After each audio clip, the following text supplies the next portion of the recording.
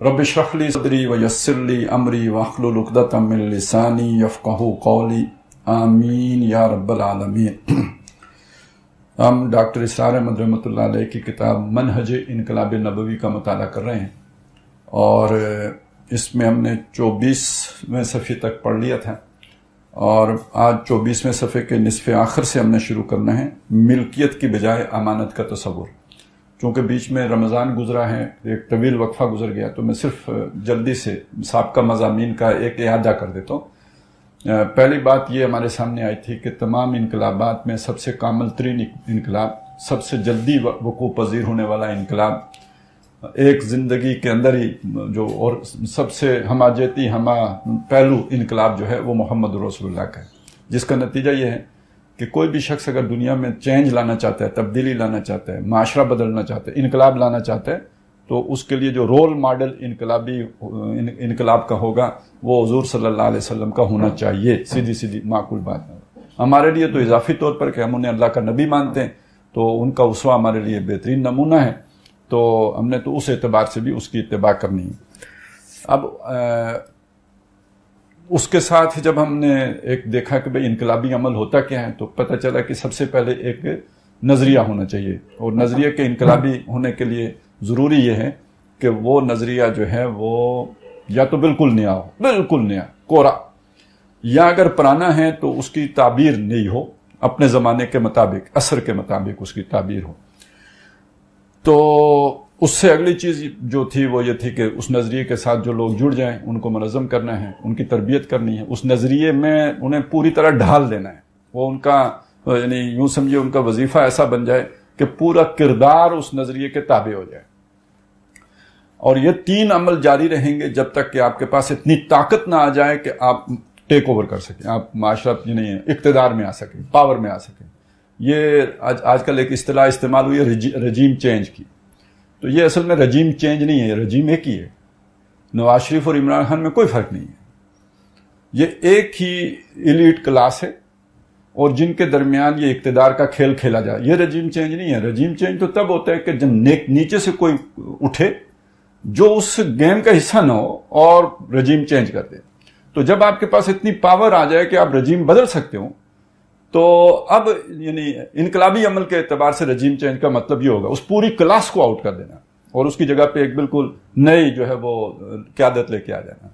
तो जब आपके पास इतनी पावर आ जाएगी तो फिर उसका मामला तो दूसरा है, लेकिन जब तक वो नहीं आती तब तक आपने तशद्दुद, पुरतशद्दुद नहीं होना, वायलेंट नहीं होना। जो भी आपकी मुखालफत हो उसे झेलना है, बर्दाश्त करना है, सब्र करना है, पैसिव रेजिस्टेंस करनी है। और अगला मरला ये होगा कि जब वो ताकत आ जाए तो अब आपने इनिशिएटिव लेना है, यानी कुछ ऐसा करना है कि जिसके नतीजे में रियासत जो है अपना फुल फ्लज आपके ऊपर अटैक पे आए। और अगर आपकी तैयारी कामिल होगी तो यहाँ रजीम चेंज होगी, वो इनकलाब आएगा। तो ये हमने एक खाका सा हमारे सामने आ गया था। फिर हमने ये देखा कि नबी सल्लल्लाहु अलैहि वसल्लम के इनकलाब में जो नज़रिया है वो तौहीद है, और ये तौहीद का नज़रिया तो बहुत पुराना है। इसकी ताबीर जदीद क्या होगी? तो आज यानी उस ज़माने में देखिए क्या था कि तौहीद को रुकावट कहाँ से आ रही थी? अकीदे की सतह पे आ रही थी, बुत परस्ती थी, और बाकी सारा निज़ाम जो था सियासी हो, माशी हो, वो उस बुत परस्ती पर खड़ा था। लिहाजा वहां तौहीद के इस पहलू को ज्यादा नुमायां किया गया था। आज के दौर में तौहीद के जिस पहलू को नुमायां करने की जरूरत है वो तौहीद का इम्पैक्ट जो सियासत पर आएगा, तौहीद का इम्पैक्ट जो मईशत पर आएगा, तौहीद के असरात जो समाज पर जाहिर होंगे। तो इस एतबार से नहीं, जिसे आज हम सिस्टम कहते हैं, उसकी तब्दीली का नाम इनकलाब है। तो सबसे पहली बात ये हमें नजरिए में जो सियासी सतह पर तब्दीली आएगी वो ये है कि हुक्मरानी न किसी बादशाह की है न सारे अवाम की है, हुक्मरानी का हक सिर्फ अल्लाह ताला को है। ये हुजूर सल्लल्लाहु अलैहि वसल्लम के दौर में भी तस्लीम किया गया ये बात, और जो हुजूर खुद अल्लाह के खलीफा हैं, बाद वाले भी जो सब ने अल्लाह के इस हक को तस्लीम करके हुक्मरानी की है। और आम तौर पर हमारे जो रवायती दीनी मजहबी तबका है उसके अंदर यही तस्वुरात आज भी मौजूद हैं, जबकि ज़माना बदल गया है। इस बदले हुए ज़माने में अब वो न कबीले रहे हैं, ना ही अब वो पुराने वो उलुल अमर का तरीका रहा है। अब एक बिल्कुल नई सूरत सामने आ चुकी है, और इस नई सूरत में वो हक के हुक्मरानी अल्लाह का तस्लीम करते हुए, यानी जो डॉक्टर साहब के आखिरी अल्फाज है मैं आपको सुना देता हूँ कि لیکن آئندہ مستقل طور پر اسلامی خلافت کا سربراہ خلیفۃ المسلمین یا امیر المومنین کہلائے گا. یعنی اصل میں تمام مسلمان ہیں خلافت کے اہل اور حامل. تمام مسلمان خلافت کے اہل اور حامل ہیں. وہ جب اپنی رائے سے کسی کو خلافت کی ذمہ داری تفویض کریں گے تو وہ مسلمانوں کا خلیفہ ہوگا. بنیادی فرق یہ ہے، اب کوئی بھی اللہ کا خلیفہ نہیں ہوگا، اب جو بھی ہوگا وہ مسلمانوں کا خلیفہ ہوگا. جان نشین یعنی مسلمانوں کی نیابت کر رہا ہوگا، ان کی وائسرنسی کر رہا ہوگا، ان کی ریپریزنٹیشن کر رہا ہوگا. اصل میں اللہ نے وہ خلافت اب مسلمانوں کو دے دی ہے، تو مسلمان جس کو اپنا امیر بنا لیں گے وہ گویا مسلمانوں کی نمائندگی کرتے ہوئے اس کو پرفارم کر رہا ہوگا. یہ ہے سب سے بڑا پہلا انقلابی تصور جس کا تعلق ہے سیاسی ڈھانچے سے. اگر آپ اسے نہیں مانتے تو گویا آپ نے آج کے دور کے سیاسی سطح کے اسلامی تصور کو مانا ہی نہیں ہے. یہ ہے وہ بنیادی بات جو سمجھے بغیر وہ ساری تبدیلی سمجھ میں نہیں آئے گی کہ جو ڈاکٹر صاحب ہی کی بنائی ہوئی جماعت کے اندر وہ پذیر ہو رہی تھی. اب آگے چلتے ہیں جی. ملکیت کی بجائے امانت. ملکیت اور امانت دیکھیں دونوں کوئی بھی چیز ہے. یہ گلاس ہے، یہ میرے قبضے میں ہے، تو اب سوال یہ ہے کہ میں اس کا مالک ہوں یا میرے پاس امانتاً ہے. تو یہاں توحید کے زیر اثر جو تصور بنے گا وہ امانت کا بنے گا، جس کا سادہ مطلب یہ ہوگا کہ اب آپ اسے سمجھ لیجئے گا، بڑی آسانی سے سمجھ آ جائے گا. آج کل ایک فلسفہ چل رہا ہے، میرا جسم میری مرضی. اس کے پیچھے اصل جو خرابی ہے وہ کیا ہے؟ اصل خرابی یہ ہے کہ میں اپنے آپ کو اپنے جسم کا مالک سمجھتا ہوں. تو جب میں مالک ہوں تو میری مرضی ہے، میں اپنے جسم کو جس طرح چاہوں استعمال کروں. اس کو آپ امانت سے بدل دیجئے کہ نہیں، میرا جسم تو میرا ہے ہی نہیں، یہ کسی کی امانت ہے میرے پاس. میں خودکشی نہیں کر سکتا. اگر میرا جسم میری مرضی ہو تو مجھے خودکشی کا حق حاصل ہونا چاہیے. میں نہیں کر سکتا. کیوں؟ میں اپنی جان خود سے اپنی مرضی سے نہیں لے سکتا. یہ کسی کی امانت ہے میرے پاس. امانت کے اندر تو میں یہ بددیانتی نہیں کر سکتا. اسی طرح یہ انگلی، یہ آنکھ، یہ جو کچھ بھی میری صلاحیتیں میری نہیں ہیں، یہ میرے پاس امانتاً ہیں، اور ان کا میں بیجا استعمال نہیں کر سکتا. ان کو میں بیجا تلف نہیں کر سکتا. میں انہیں بیجا نقصان نہیں پہنچا سکتا.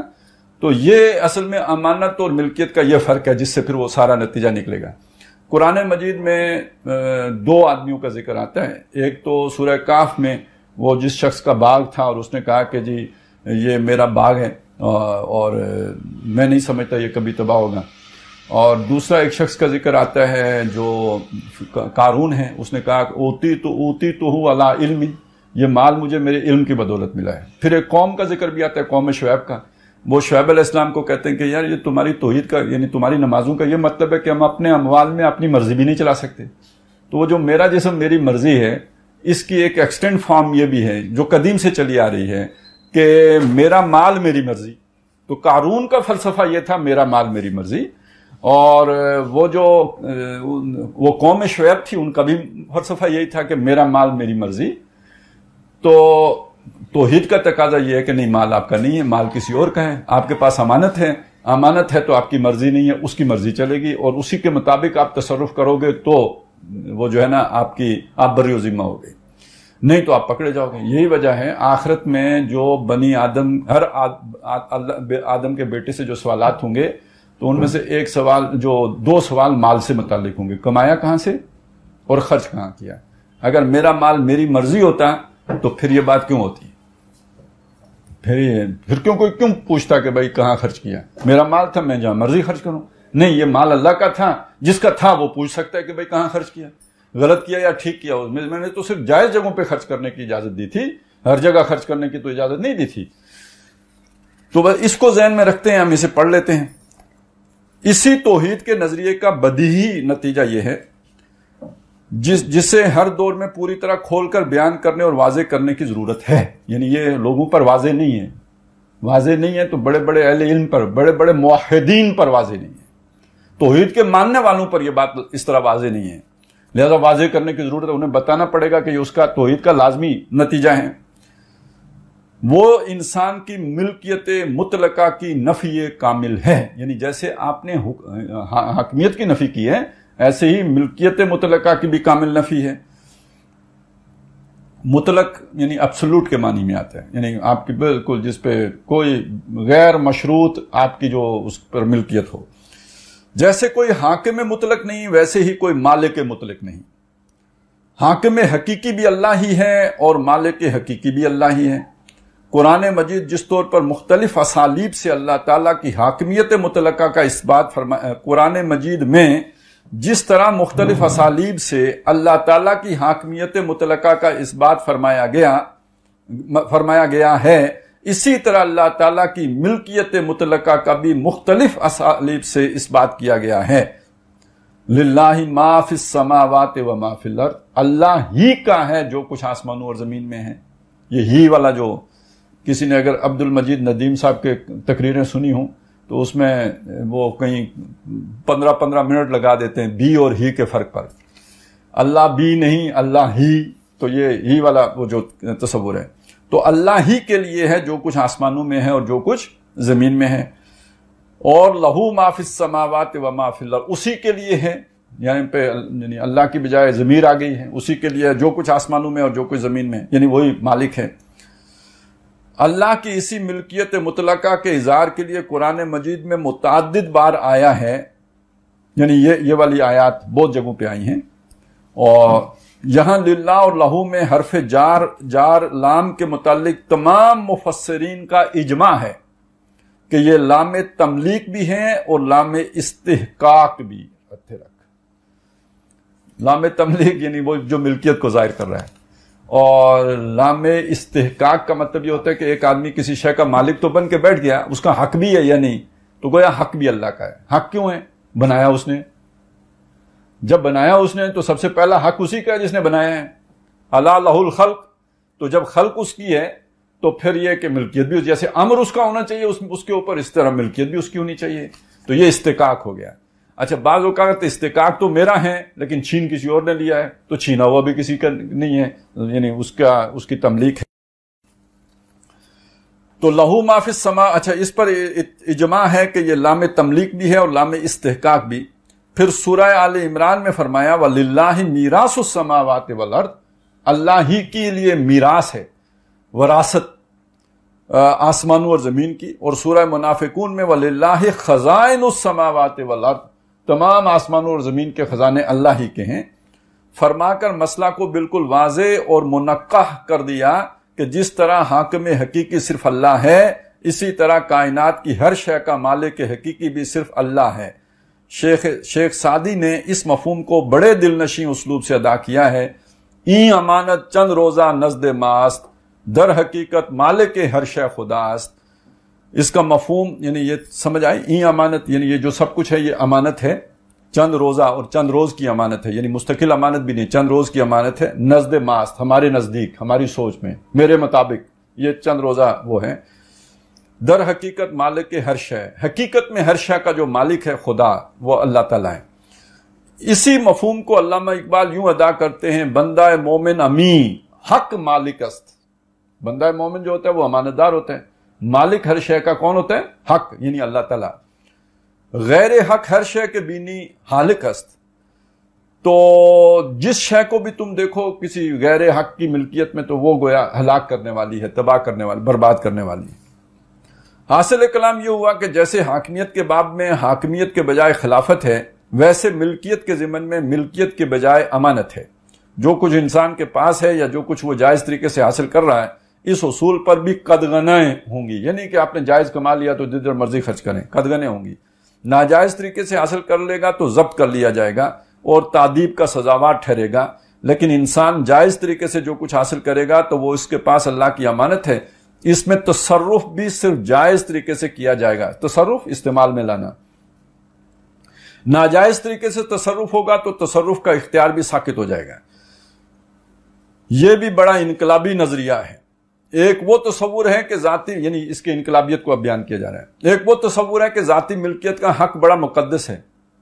یعنی دنیا میں تو تصور یہی ہے نا، یہ کیپٹلزم کی جو بنیاد ہے، یہ میرا مال میری مرضی. تو ایک وہ تصور ہے کہ ذاتی ملکیت کا حق بڑا مقدس ہے، میری شے ہے، میں جس طرح چاہوں استعمال کروں، میرا اختیار مطلق ہے. کیونکہ میری ملکیت مطلق ہے تو اس پر تصرف کا بھی میرا اختیار ہے، میں جو چاہوں کروں.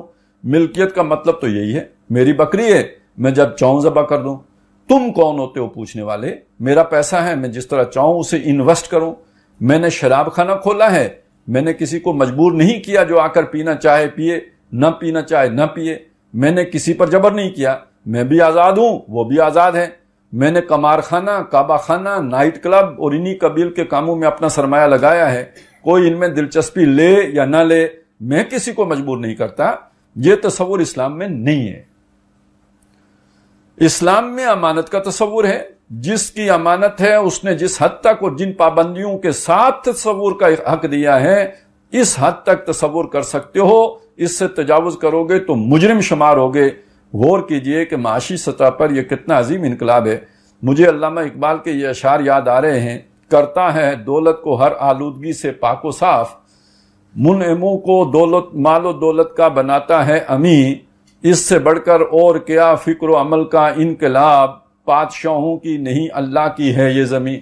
یہ یہاں پہ ہم نے ابلیس کی مجلس شورا پر اس پہ کافی جو ہے وہ گفتگو کر لی تھی. تو اصل میں زمین، اب ایک تو مال کی تو بات ہو گئی، زمین بھی اللہ کی ہے. جو ساتھ یہ بات بھی آ گئی کہ یہ بھی در حقیقت اصل مالک تو اس کا بھی اللہ ہے.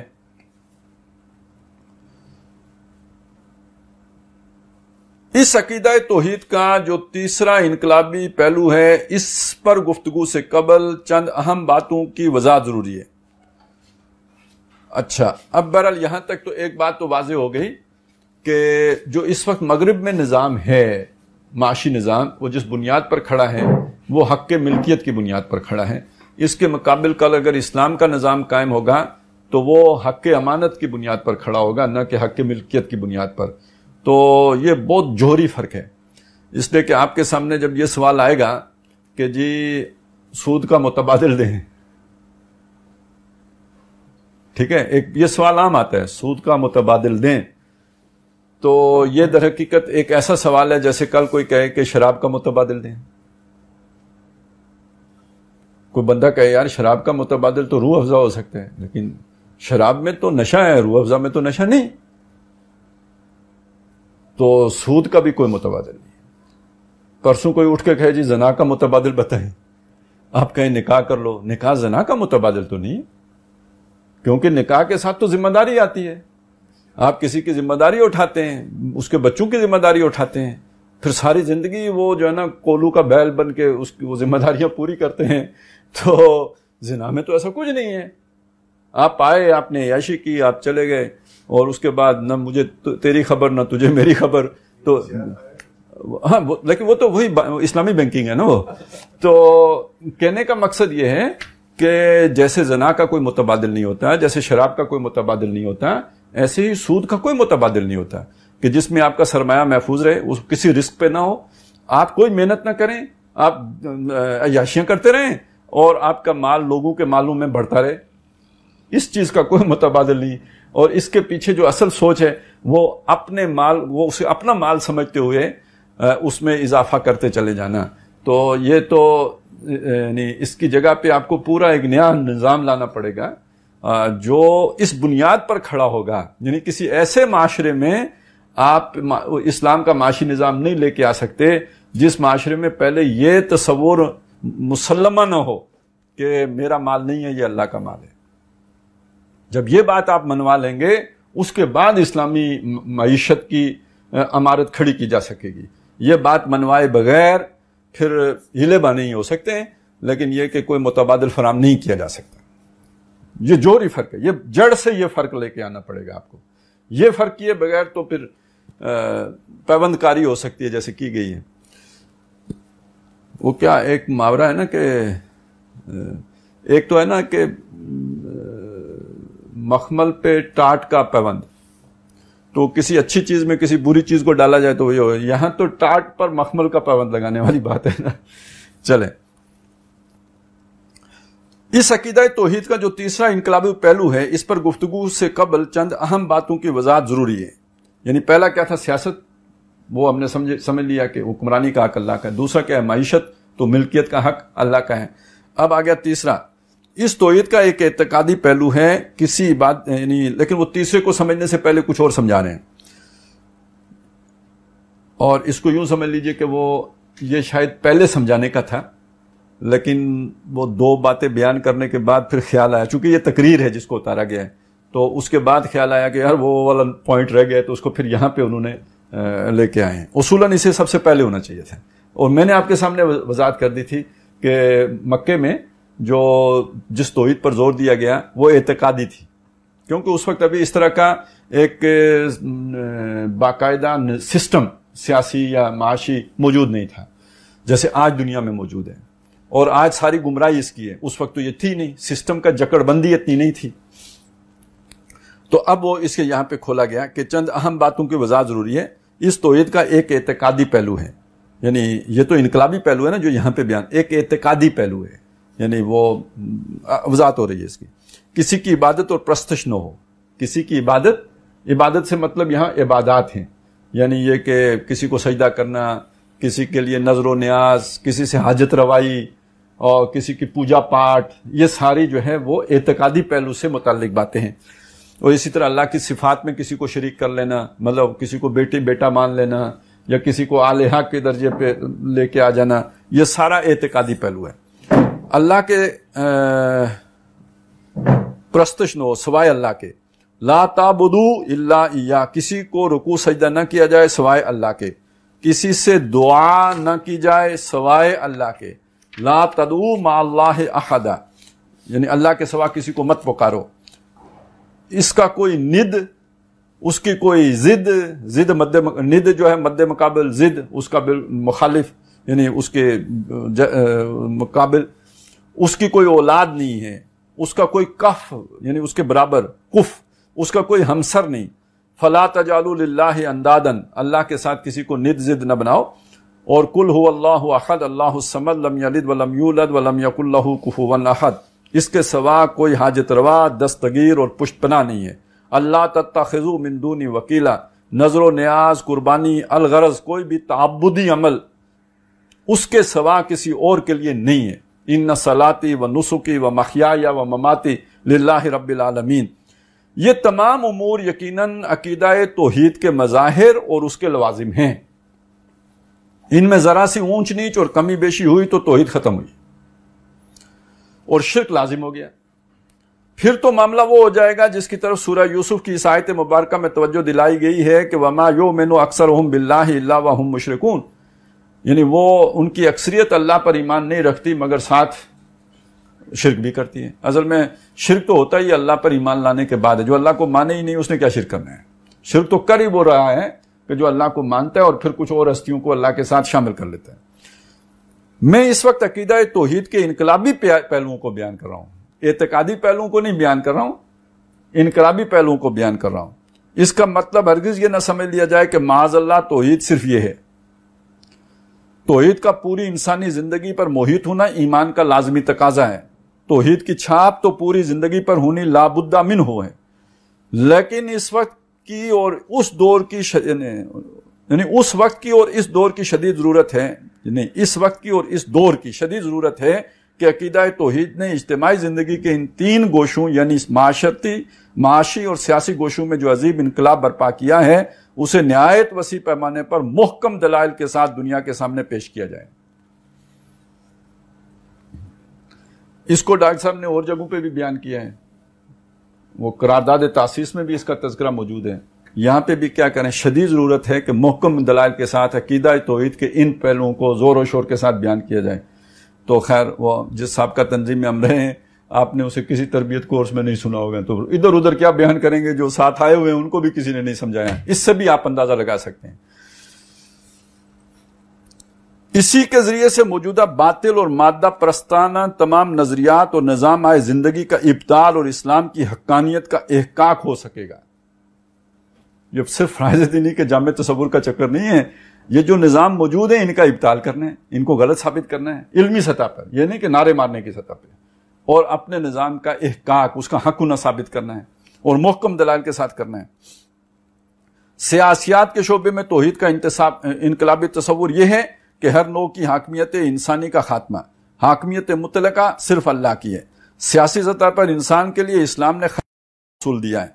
معاشیات اور اقتصادی شعبہ میں توحید کا انقلابی تصور یہ ہے کہ انسان کی ملکیت مطلقہ کا خاتمہ، ملکیت مطلقہ صرف اللہ کی ہے۔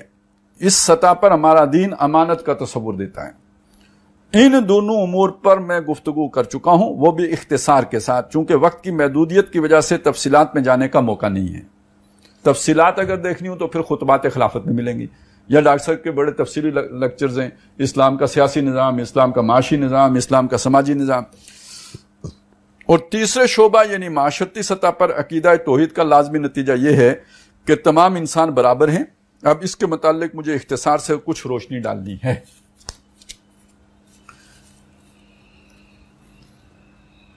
یعنی سب سے پہلے ہم نے دیکھا کہ انسان کے لیے خلافت ہے، حاکمیت اللہ کے لیے۔ دوسرے سطح پر ہم نے معاشی سطح پر دیکھا انسان کے لیے امانت ہے، ملکیت ہر شے کی اللہ کے لیے۔ اب تیسری سطح میں یعنی ون ورلڈ جو اس کا سلوگن ہوگا، انسان کے لیے مساوات، یعنی انسانوں کے لیے مساوات۔ اب اس کی بنیاد یعنی توحید کے ساتھ اس کی ریلیشن شپ کیا ہے، اس کو کھولا گیا ہے۔ انسانی تاریخ کا یہ المیہ رہا ہے کہ جہاں ایک طبقہ خدائی اختیار یعنی ڈیوائن رائٹ کا مدعی رہا ہے، خدائی اختیار یعنی اس کے پاس ہے، اور جہاں یہ کون طبقہ رہا ویسے؟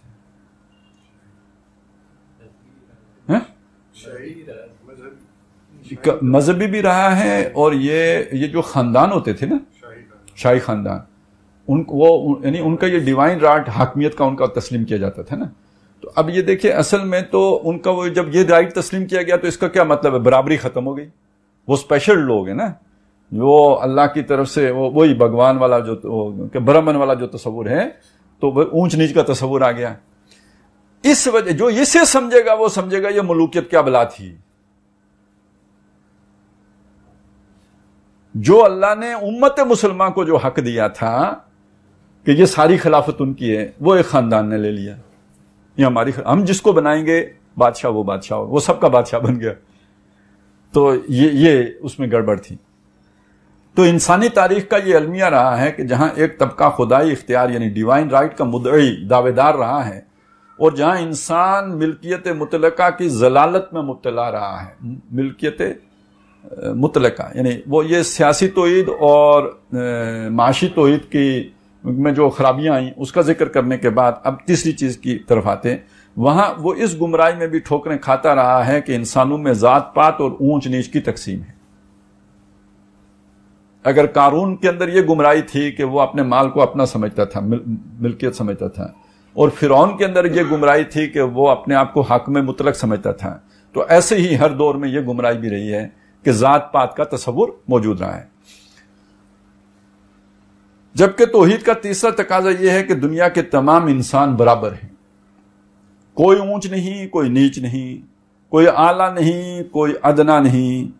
یہ برہمن اور شودر کی تقسیم، یہ رنگ و نسل پر افتخار انسان کے اپنے ذہن کے تراشے ہوئے فلسفے ہیں، لیکن اتنے گہرے فلسفے ہیں کہ دنیا کا بڑا ہی مہذب اور متمدن ملک امریکہ سمجھا جاتا ہے، اگرچہ کہ قانونی طور پر انہوں نے تمام شہریوں کو برابر تسلیم کر لیا ہے، لیکن یہ کہ گورے کا دل کالے کو اپنے برابر بٹھانے کے لیے یا برابر ماننے کے لیے اب بھی آمادہ نہیں ہے۔ تو باقی یہ کہ وہ ہمارے عربی بھائی ہیں، ادھر سے کوئی ہندی وغیرہ چلا جاتا ہے تو وہ یعنی وہ اس کی توہین ایک لفظ سے کرتے ہیں نا، رفیق۔ وہ ان کا رفیق تو بس یہی سمجھے نا، کوئی وہ پالا شالا جیسے ہمارے ہوئے تو بکروال بزدار، وہ یہی ان کا تصور ہوتا ہے۔ تو جس نسل پر افتخار انسان کے اپنے ذہن کے تراشے ہوئے فلسفے، یہ انسان کے تنگ ذہن اور قلب کے تراشیدہ اسنام ہیں۔ معاشرتی اسنام صنم کی جنا، صنم جو بت یا مورتی۔ معاشرتی سطح پر توحید کا انقلابی تصور یہ ہے کہ یا ایھا الناس، اے لوگو، اتقوا ربکم، اپنے اس رب کا تقوی اختیار کرو، الذی خلقکم من نفس واحدۃ، جس نے تمہیں ایک جان سے پیدا کیا، وخلق منہا زوجہا، اور اسی سے اس کا جوڑا بنایا، وبث منہما رجالا کثیرا ونساء، اور ان دونوں سے کثیر تعداد میں دنیا میں مردوں اور عورتوں کو بکھیر دیا۔ یعنی تمہارے ماں باپ بھی ایک ہیں اور تمہارا بنانے والا بھی ایک ہے۔ یہ کوئی سر سے پیدا ہونے والا اور سینے سے اور بازوں سے اور ٹانگوں سے اور پاؤں سے پیدا ہونے کا تصور نہیں ہے۔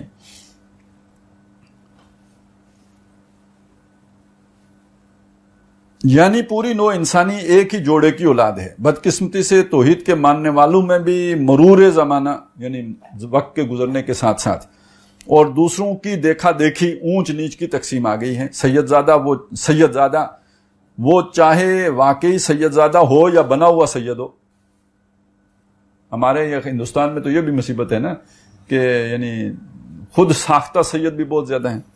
وہ ایک لطیفہ مشہور ہے کہ کسی سید زادی کی شادی ہوئی کسی سید زادے سے، تو سہاگ رات کو شاہ جی ذرا گھبرا رہے تھے اور کوئی پیش قدمی نہیں کر رہے تھے. دلہن کافی انتظار کے بعد آخر اس نے سبب پوچھا تو اس نے کہا کہ اصل میں مسئلہ یہ ہے کہ ہم اصلی سید نہیں ہیں. تو میں گھبرا اس بات پہ رہا ہوں کہ کہیں کوئی گستاخی نہ ہو جائے سید کی. تو اس نے کہا گھبرانے کی کوئی بات نہیں ہے، ہم بھی جلندری سید ہیں.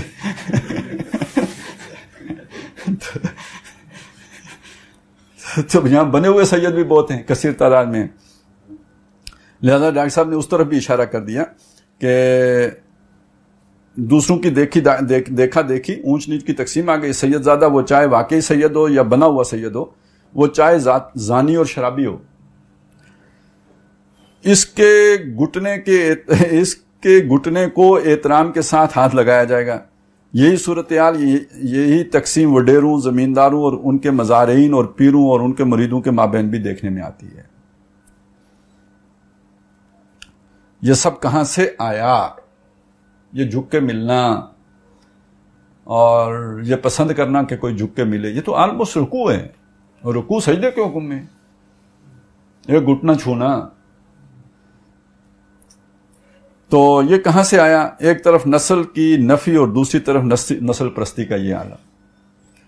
اگر کامل سماجی مساوات نہیں ہے تو کسی درجے میں بھی وہ معاشرہ اسلامی معاشرہ کہلانے کا مستحق نہیں ہے. ہمارے یہاں ایک تصور سید کا اگر تصور ہے تو کوئی مسلی کا تصور بھی ہے نا. مسلی مطلب نہیں، مطلب وہی کمی کے لیے اچھا. ویسے مسلی کا لغوی طور پر کیا مطلب ہے؟ نمازی. ہاں جی، نماز پڑھنے والا مسلین، اس کی جمع ہے مسلین. سمجھ آئی؟ لیکن استعمال کس معنی میں ہوتے ہیں؟ ہاں، بلکہ وہ جو جھاڑو شاڑو دینے والا. ہاں. تو یعنی یہ چیزیں مسلمانوں میں بھی ہیں اس وقت ہیں. تو یوں تو سید بھی ہو، مرزا بھی ہو، افغان بھی ہو، تم سبھی کچھ ہو، بتاؤ تو مسلمان بھی ہو. تو وہ کہتے ہیں اگر کامل سماجی مساوات نہیں ہے تو کسی درجے میں بھی وہ معاشرہ اسلامی معاشرہ کہلانے کا مستحق نہیں ہے. یہ ساری تقسیمیں ہی غلط نہیں ہیں، غلط ہی نہیں، موجب فساد ہیں. یعنی یہ صرف غلط نہیں ہیں بلکہ ان سے فساد بھی پیدا ہوتے ہیں، بگاڑ پیدا ہوتا ہے معاشرے کے اندر، عدم توازن اور فتنہ پیدا ہوتے ہیں. کوئی اونچا اور کوئی نیچا نہیں، اس لیے کہ سب کا خالق ایک اللہ ہے اور سب ایک انسانی جوڑے آدم اور حوا کی اولاد ہیں. تو کون اونچا اور کون نیچا، کون اعلیٰ اور کون ادنا؟ نبی اکرم صلی اللہ علیہ وسلم نے حجۃ الوداع کے موقع پر اعلان فرما دیا، لیس لعربی علی عجمی فضل ولا لعجمی علی عربی فضل ولا لاسود علی ابیض فضل ولا لابیض علی اسود فضل الا بالتقوی. نہ کسی عربی کو کسی اجمی پر فضیلت حاصل ہے، نہ کسی اجمی کو کسی عربی پر فضیلت حاصل ہے، نہ کسی کالے کو گورے پر فضیلت حاصل ہے اور نہ کسی گورے کو کالے پر فضیلت ہے. بنائے فضیلت صرف تقوی ہے، یعنی تقوی کی بنیادی پر فضیلت ہو سکتی ہے. لیکن وہ تو اللہ کو پتہ ہے کس کا تقوی ہے، یعنی قانونی سطح پہ سب برابر ہوں گے. فضیلت اگر کوئی ہے تو وہ خدا ترسی اور اعلیٰ سیرت و کردار کی بنا پر ہے، اور وہ معاملہ آخرت میں ہوگا. تمام انسان اس دنیا میں کامل سماجی مساوات رکھتے ہیں. غور کیجئے کہ اس سماجی اور یعنی ایک فرق آتا ہے وہ مسلمان اور کافر کا فرق آتا ہے. غور کیجئے کہ اس سماجی اور معاشرتی مساوات کا تعلق بھی توحید ہی سے ہے، چونکہ تمام انسانوں کو پیدا کرنے والا اللہ ہے، سب برابر ہو گئے. کوئی چھوٹا اللہ کسی کا پیدا کرنے والا ہوتا اور کوئی بڑا اللہ کسی اور کا پیدا کرنے والا ہوتا تو اونچ نیچ ہو جاتی، پھر تو بالکل ٹھیک ہوتا ہے. یا جیسے ہندوؤں میں تصور ہے کہ برہمن تو ایشور کے سر سے پیدا ہوا، ایشور ہوتا ہے یا ایشور ہوتا ہے، ایشور کے سر سے پیدا ہوا، اور شودر اس کے پاؤں سے پیدا ہوا ہے۔ انہوں نے ایک ایشور ہی میں تقسیم کر دی۔ توحید یہ ہے کہ ایک ہی اللہ سب کا پیدا کرنے والا ہے، اور سب انسان ایک ہی انسانی جوڑے کی اولاد ہیں۔ یا ایھا الناس انا خلقناکم من ذکر و انثی وجعلناکم شعوبا وقبائل لتعارفوا ان اکرمکم عند اللہ اتقاکم ان اللہ علیم خبیر۔ لوگو، ہم نے تم سب کو ایک ہی مرد و عورت سے پیدا کیا ہے اور تمہارے جدا جدا خاندان، قبیلے اور قومیں بنائیں تو باہم شناخت اور تعارف کے لیے، نہ کہ فخر و تکبر کے لیے۔ بے شک تم میں سے عزت دار اللہ کے نزدیک وہی ہے جو سب سے زیادہ خدا ترس اور پرہیزگار ہے۔ بے شک اللہ سب کچھ جاننے والا اور باخبر ہے۔ اس وقت تک کی گفتگو کا نتیجہ اور حاصل یہ ہوا کہ اسلام کا انقلابی نظریہ یہ ہے، اسلام کا انقلابی نظریہ یہ ہے توحید۔ اس کی دعوت پر مشتمل ہے قرآن مجید، لہذا دعوت، تبلیغ، تذکیر، تبشیر، انذار اور تربیت و تزکیہ یہ سب کام ہوں گے بذریعہ قرآن۔ ان تمام کاموں کے لیے انذار آخرت نہایت اہم ہے، آخرت کی خبرداری۔ لیکن یہ انذار آخرت دراصل انسان کی انفرادی اعلیٰ سیرت کی تعمیر کے لیے بنیادی پتھر ہے، جس پر ایک بندہ مومن کا کردار اور سیرت آگے بڑھے گی۔ آخرت پر یقین، محاسبہ پر یقین، جزا و سزا پر یقین، اس کے بغیر اس سیرت کی تعمیر محال ہے جو اللہ تعالیٰ کو مطلوب ہے۔ اس تعمیر سیرت کے پروگرام کی تقویت کے لیے ذرائع کے طور پر نماز ہے، روزہ ہے، حج ہے اور زکوٰۃ ہے، اور دوام ذکر الہی ہے، وغیرہ وغیرہ۔ یہ تمام چیزیں در حقیقت انسان کی انفرادی سیرت و کردار کی تعمیر کے لیے ہیں۔ انقلاب کے اعتبار سے، جیسے کہ میں قدر تفصیل سے عرض کر چکا ہوں، انقلابی نظریہ عقیدہ توحید کے یہ 3 پہلو یعنی 3 لوازم اور نتائج ہیں۔ نمبر 1 معاشرتی و سماجی کامل مساوات، نمبر 2 معاشی سطح پر ملکیت مطلق کے تصور کا خاتمہ اور اس کے بجائے امانت کا تصور، اور تیسرے سیاسی سطح پر جو عام ترین ہے، حاکمیت مطلقہ نہ کسی ایک فرد کی ہے اور نہ کسی مخصوص کی ہے، نہ قوم کی ہے، نہ عوام کی ہے اور نہ پوری نوع انسانی کی ہے۔ It belongs to Allah and Allah alone۔ سروری زیبا فقط اس ذات بے ہمتا کو ہے، حکمراں ہے وہی باقی بتان آزری۔ پس اسلامی انقلاب کے لیے اصل میں ان چیزوں کو ایمفیسائز کرنا ہوگا، ان کی اہمیت کو واضح، نمایاں اور اجاگر کرنا ہوگا۔ ان کو نظر انداز کر کے زور ہو جائے نماز اور روزے وغیرہ پر تو در حقیقت انقلابی عمل کا آغاز نہیں ہوگا۔ کچھ مذہبی اور اخلاقی اصلاح کا کام ہو جائے گا، کچھ لوگ اچھے مسلمان بن جائیں گے، یہ اور ایسے دوسرے کچھ کام ہو جائیں گے، اس میں کوئی شک نہیں کہ انقلابی عمل کا آغاز ہی نہیں ہوگا۔ اس وقت تک کی گفتگو کا حاصل یہ ہوا کہ اسلام کا انقلابی نظریہ ہے توحید، اس کی دعوت پر مشتمل ہے قرآن مجید۔ توحید نظریہ ہے تو توحید کا لٹریچر کیا ہے؟ قرآن مجید۔ یعنی لٹریچر کی اس میں بڑی اہمیت ہوتی ہے انقلابی نظریے میں، تو وہ لٹریچر ہمارا قرآن ہے۔ لہٰذا اب دیکھیے، دعوت، دوسرے کو بات پہنچانا، تذکیر نصیحت کرنا، تبشیر بشارت دینا، انذار خبردار کرنا، تربیت ٹریننگ اور تزکیہ وہ نفس کی جو بری خواہشات ہیں ان سے بچنا، یہ سب کام ہوں گے بذریعہ قرآن۔ بہت کیٹاگوریکلی بات کہی گئی ہے۔ اب وہ جو لوگ بعد میں تنظیم کے اندر کوئی دوسرے طریقے لے کے آ رہے تھے تو کم از کم ڈاکٹر صاحب کی فکر تو نہیں رہی تھی نا، وہ تو تزکیے کو بھی کہہ رہے ہیں کہ بذریعہ قرآن ہوگا۔ اب جو کہہ رہے ہیں کسی اور ذریعے سے ہوگا تو وہ ٹھیک ہو گیا۔ یہاں تک تو ایک بات ہو گئی، آگے چلیں۔ ان تمام کاموں کے لیے انذار آخرت نہایت اہم ہے۔ اب یہ ڈاکٹر صاحب ایک سٹیٹمنٹ دے رہے ہیں کہ یہ جتنے کام اس سے پیچھے بیان ہوئے ہیں شخصیت کے اندر، یعنی کیا؟ تربیت، تزکیہ، ان کاموں کے لیے آخرت کو مستحضر رکھنا بہت ہے۔ یہ دنیا عارضی ہے اور یہاں جو کچھ ہے یہ سارا فانی ہے، اور اصل زندگی آخرت کی زندگی ہے۔ یعنی یہ نقطہ نظر نہیں ٹھیک ہوگا تو اعلموا انما الحیات الدنیا لعب و لہو و زینت و تفاخر و تکاثر فی الاموال والاولاد، تو کمثل غیث اعجب الکفار نباتہ ثم یہیج فتراہ مصفرا ثم یکون، یہ اگر کلیئر نہیں ہوگا تو پھر انسان دنیا میں اس کی ساری محنت ادھر لگ جائے گی۔ تو یہ انذار آخرت دراصل انسان کی انفرادی اعلیٰ سیرت کی تعمیر کے لیے بنیادی پتھر ہے، جس پر ایک بندہ مومن کا کردار اور سیرت آگے بڑھے گی۔ یہ پہلی بات ہوگی۔ یہ اصل میں فقر قرآن، وہ جسے کہا گیا تھا نا، یعنی آدمی کو دنیا سے بے اعتنائی ہو جائے، یہ اس کا ہونا نہ ہونا غیر اہم ہو جائے، استغنا، غنا کی کیفیت اس کو حاصل ہو گئی، یعنی مستغنی ہو گیا دنیا سے۔ آخرت پر یقین، محاسبہ پر یقین، جزا و سزا پر یقین، اس کے بغیر اس سیرت کی تعمیر محال ہے جو اللہ تعالیٰ کو مطلوب ہے۔ اس تعمیر سیرت کے پروگرام کی تقویت کے لیے ذرائع کے طور پر نماز ہے، روزہ ہے، حج ہے اور زکوٰۃ ہے، دوام ذکر الہی ہے، وغیرہ وغیرہ۔ یہ تمام چیزیں در حقیقت انسان کی انفرادی سیرت و کردار کی تعمیر کے لیے ہیں، انفرادی سیرت و کردار کی۔ انقلاب کے اعتبار سے جیسا کہ میں قدر تفصیل سے عرض کر چکا ہوں، انقلابی نظریہ عقیدہ توحید کی یہ 3 کورولریز یعنی 3 لوازم اور نتائج ہیں۔ نمبر 1 معاشرتی اور سماجی کامل مساوات، نمبر 2 معاشی سطح پر ملکیت مطلقہ کے تصور کا خاتمہ اور اس کے بجائے امانت کا تصور، اور نمبر 3 سیاسی سطح پر جو عام ترین ہے، حاکمیت مطلقہ نہ کسی ایک فرد کی ہے، نہ کسی مخصوص خاندان کی ہے، نہ قوم کی ہے، نہ عوام کی ہے، نہ پوری نوع انسانی کی ہے۔ It belongs to Allah and Allah alone۔ سروری یہ ہے جی، یہ 3 چیزیں ہیں اصل میں جو انقلابی پروسیس کا آغاز کرتی ہیں۔ اور یہ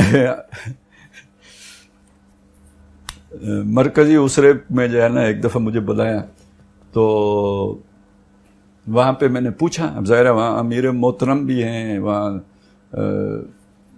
اظہر بختیار خلجی صاحب وہ بھی ہیں، اور ان کے ساتھ پھر پوری مرکزی ٹیم ہے، سارے وہاں بیٹھے ہوئے ہیں۔ تو میں نے کہا جی یہ جو انقلابی ہماری جماعت ہے تو اس کا جو انقلابی نظریہ ہے تو وہ انقلابی فکر کیا ہے، انقلابی نظریہ کیا ہے؟ چپ۔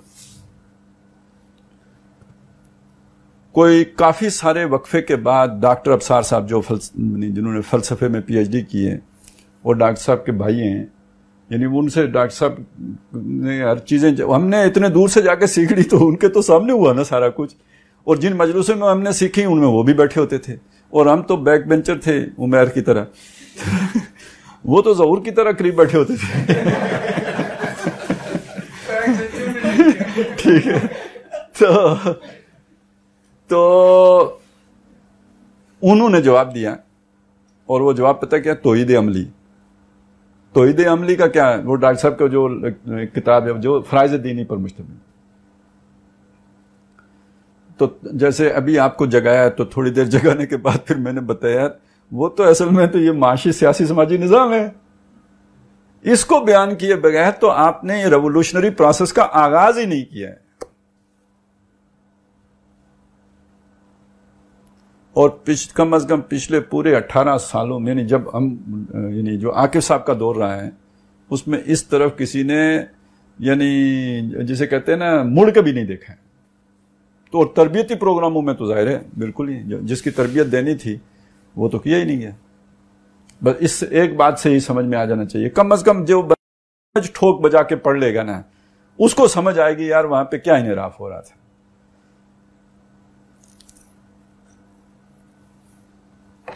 لہذا آخر میں کنکلوڈ کر رہے ہیں، یہ اب سنیں۔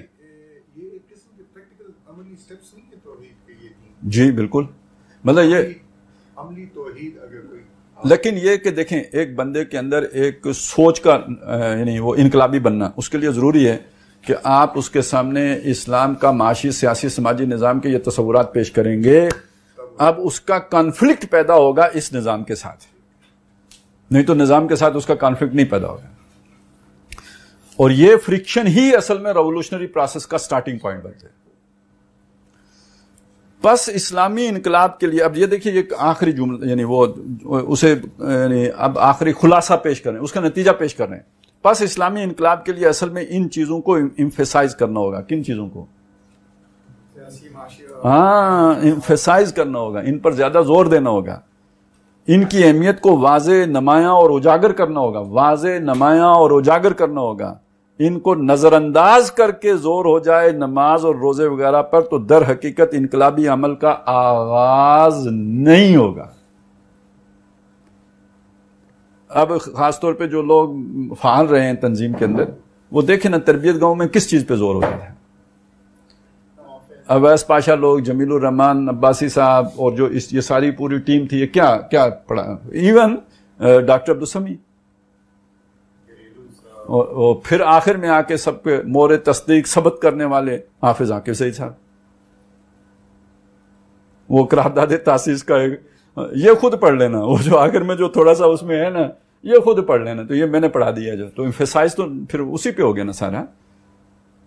پھر بھی بندہ کہے نہیں اللہ کی قسم 100% ڈاکٹر صاحب کی فکر پڑھیں، تو ٹھیک ہے. پھر یہ جھوٹ اور جھوٹ کے ساتھ قسم، اتخذوا ایمانہم جنۃ فصدوا عن سبیل اللہ.